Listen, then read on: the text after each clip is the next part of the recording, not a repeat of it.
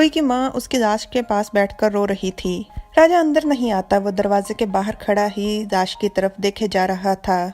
संतरी कहता है, महाराज, जिन 2 गुलामों की लाश मिली थी उन लाशों का अच्छे से निरीक्षण किया गया है। ये काम किसी भूत का नहीं है, क्योंकि उनकी मौत तीर लगने के कारण हुई है। राजा कहता है, उस गुलाम का क्या जिसे ये सब लाशें पहले मिली?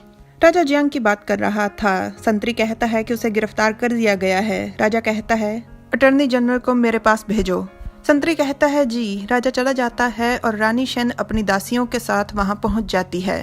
वो राजा और उसके संतरी को वहां से जाते हुए देखती है। वो जब चले जाते हैं तो वो अंदर चली जाती है और रुई की माँ रानी दे से वो अफसोस करती है। शेन कहती है कि उसे ये जानकर बहुत दुख हुआ, पर रानी दे उस पर चिल्लाते हुए कहती है, रानी शेन, तुम यहाँ क्यों आई हो? मेरा मजाक उड़ाने?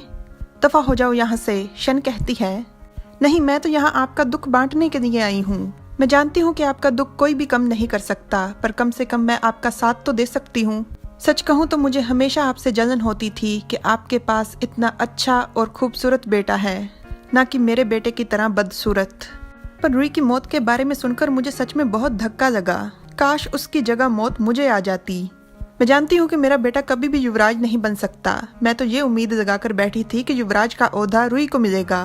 रुई ही असली हकदार था, उसे ही मिलना चाहिए था, पर अब उसके बेटे को मिलेगा, जिसे मैं कभी नहीं चाहती कि वो राजा बने।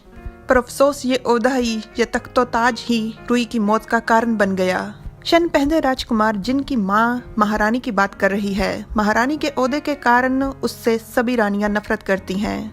बड़े होने के बाद सभी राजकुमारों को अपनी माँ के महल को, यानी कि राजा के हरम को छोड़कर किसी और जगह पर रहना होता है। उसके बाद उन्हें अपना महल मिलता है, फिर उनकी शादी होती है।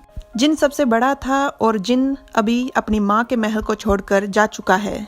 रानी दे कहती है, तुम्हारे कहने का मतलब क्या है? शेन कहती है, दीदी, जब से राजकुमार जिन ने हरम को छोड़ा है, महारानी और उसके सगे संबंधी रिश्तेदार सब कोशिशों में लगे हुए हैं कि युवराज का ओहदा जिन को मिल जाए।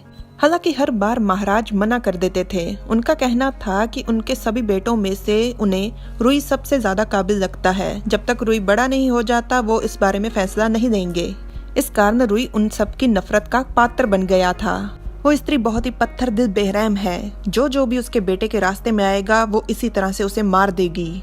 मुझे तो हमेशा से उसी पर शक रहा है कि उसी ने मुझ पर और मेरे बेटे पर कोई काला जादू किया है, पर मेरे पास कोई सबूत नहीं।